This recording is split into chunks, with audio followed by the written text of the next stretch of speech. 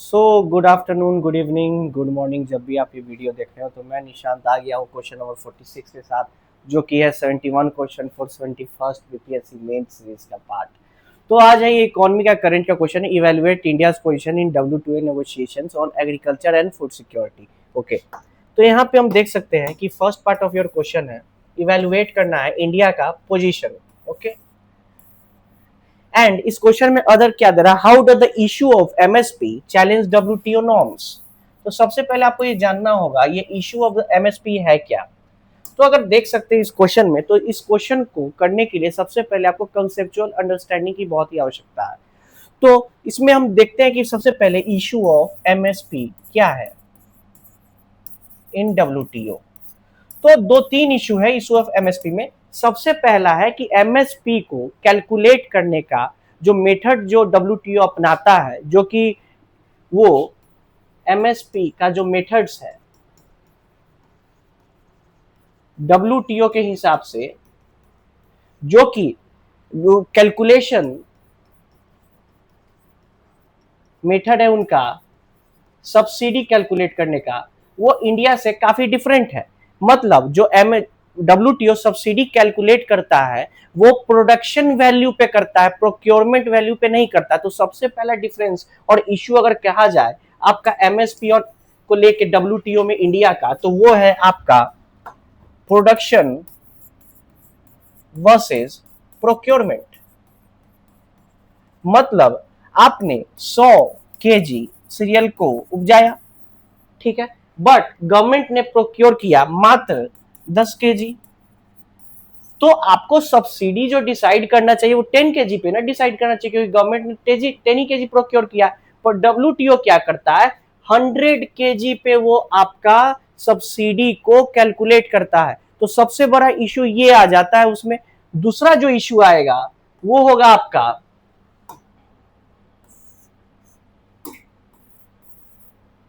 Excuse me, थोड़ा सा pen का इशू है। हाँ, चलिए।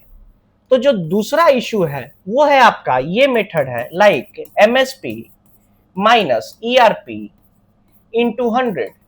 ये उनका कैलकुलेशन फॉर्मूला है एमएसपी बेस्ड सब्सिडी का। अब यहाँ पे जो ERP है ये है एक्सटर्नल रेफरेंस प्राइस। मतलब एक ऐसा प्राइस जो कि एक बेंचमार्क रेट है, ठीक है। एंड ये प्राइस का जो बेस ईयर है वो है 1986 87। मतलब अगर आपके अनाज का दाम 1986 87 में 2 रुपया प्रति किलो है, 2 रुपया प्रति किलो है, उस हिसाब से इस प्राइस को कैलकुलेट किया जाएगा। तो ये एक दूसरा हो गया। अगर इसका एग्जांपल दूं, मान लीजिए अभी आपका एमएसपी कोई चीज पे 20 रुपया है, ERP मान लेते हैं 2 रुपया, इंटू 100 कर दीजिए, इसको कितना हो गया 1800। मतलब आपने 1800 की सब्सिडी दी है।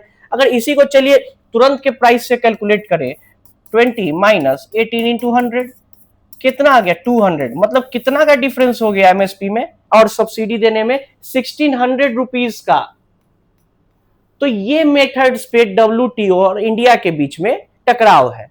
तो ये दो चीज है जो आपको कॉन्सेप्ट्स में रखने हैं, ठीक है। तो अब बढ़ते हैं अब क्वेश्चन की तरफ कि क्वेश्चन क्या कह रहा था। तो क्वेश्चन कह रहा था आपको evaluate India position WTO negotiation agriculture and food security. तो इंडिया का पोजीशन ये है। अगर पहले सबसे पहले इसका मैं अगर इंट्रोडक्शन लिखूंगा तो ये बताऊंगा कि WTO एक ऐसा ऑर्गेनाइजेशन है जो कि वर्ल्ड ट्रेड को गवर्न करता है, ठीक है। तो ये आपका एक इंट्रो दे सकते हैं। उसके बाद जो आपका पोस्ट इंट्रो में अगर हम लिख सकते हैं, उसमें हम एग्रीमेंट ऑन एग्रीकल्चर की बात कह सकते हैं कि ये जो इंडिया का पोजीशन पे जो आपको इवेलुएट करना है, उसमें पोस्ट इंट्रोडक्शन में क्या होगा कि थोड़ा सा एलिमेंट जो आपके मेन आंसर का है वो एज एन ट्रेलर हम इंट्रोडक्शन में डालेंगे। तो उसमें आप एग्रीमेंट ऑन एग्रीकल्चर की चर्चा कर सकते हैं। तो यहाँ पे देखिए प्री इंट्रोडक्शन में क्या लिखेंगे, WTO एक ऐसा ऑर्गेनाइजेशन है जो कि वर्ल्ड ट्रेड को गवर्न करता है एंड इंडिया से रिलेटेड जो उसका इशू है वो एग्रीमेंट ऑन एग्रीकल्चर के ऊपर है, ठीक है। तो यही वो एग्रीमेंट ऑन एग्रीकल्चर जिसमें आपका green box, amber box and blue box की सब्सिडी आती है, ठीक है।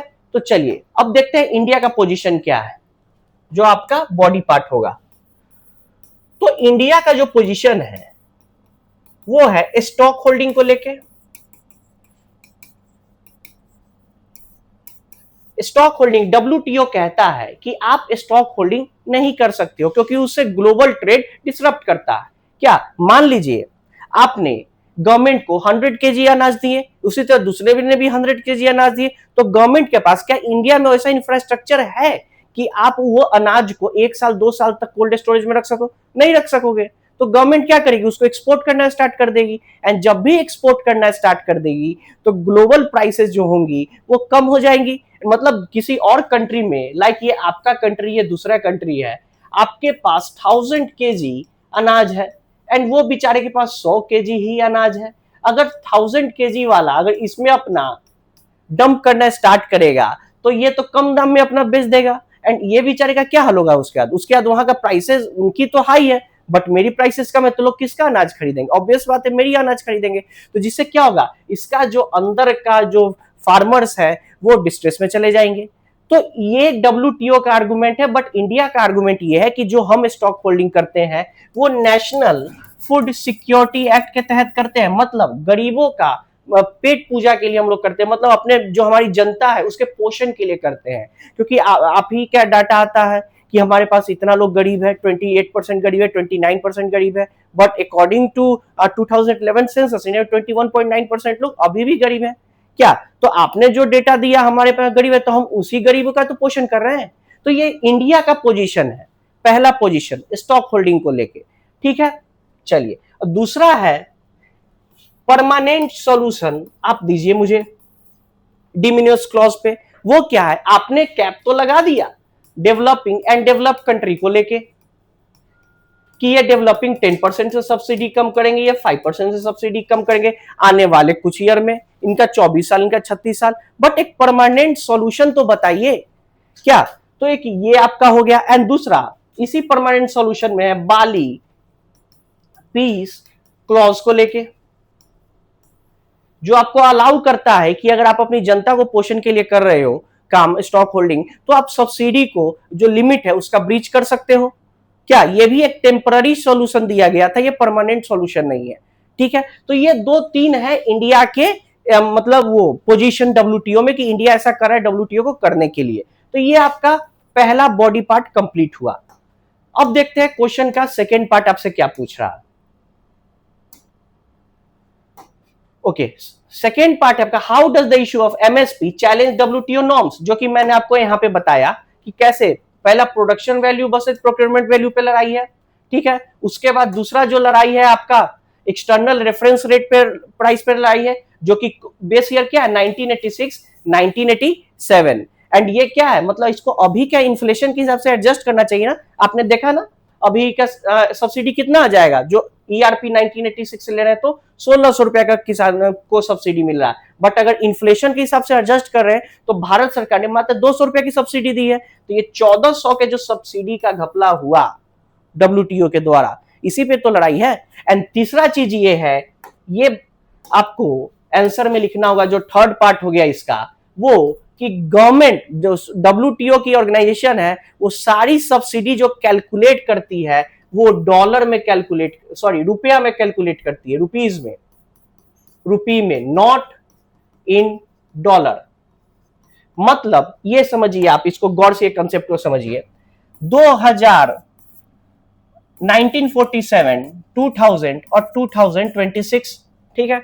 1947 में आपने जो सब्सिडी दिया था वो था 5 रुपया का, 2000 में आपने जो सब्सिडी दिया वो था 80 रुपया का, 80 नहीं मान लेते इसको 50 रुपया, ठीक है। अभी जो सब्सिडी दे रहे हो आप 90 रुपया का दे रहे हो, ठीक है। अगर इसको डॉलर के हिसाब से मैच करें तो $1 एंड $1। अब देखिए, तो as for the Indian government आप जो सब्सिडी दे रहे हो वो अभी $1 का है। एज पर डब्ल्यूटीओ आप जो सब्सिडी दे रहे हो 10 गुना बढ़ा, एंड ये कितना गुना बढ़ा, 18 गुना बढ़ गया।